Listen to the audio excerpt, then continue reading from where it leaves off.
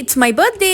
ఏంటి ఇంత ఏజ్ వచ్చిన బర్త్డేకి అంత ఎక్సైట్ అవుతారా అనుకుంటారేమో. నేనైతే age is just a number, birthday is very special, అది ఎవరికైనా సరే అంటాను. మా చిన్ను కూడా నాకులాగే సేమ్ ఎక్సైట్మెంట్ క్యారీ చేస్తాడు. ఎంత చక్కగా విష్ చేశాడో మీరే చూడండి.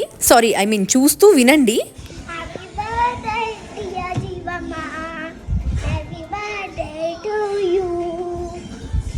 లైఫ్ లో మనకి కొన్ని విషెస్ చాలా స్పెషల్ అనుకుంటాం కదా, అందులో మా కార్తమ్మది ఒకటి. నా వరకు అయితే బర్త్డే అంటే మనకి నచ్చిన వాళ్ళతో మన వాళ్ళతో హ్యాపీగా టైం స్పెండ్ చేసి పాజిటివ్ గా పీస్ ఆఫ్ మైండ్ తో ఉండడం. ఈసారి అయితే నా బర్త్డేని హైదరాబాద్ లో మా ఇంట్లో సెలబ్రేట్ చేసుకోవాలి అనిపించింది. నా పెళ్ళై 7 years అవుతుంది. ఈ 7 years లో నేను ఇది సెకండ్ టైం హైదరాబాద్ లో ఉండడం. ఫస్ట్ టైం అయితే నేను ప్రెగ్నెంట్, ఇంకా 4 days లో కార్తీ పుడతాడు అన్నప్పుడు నా బర్త్డే వచ్చింది.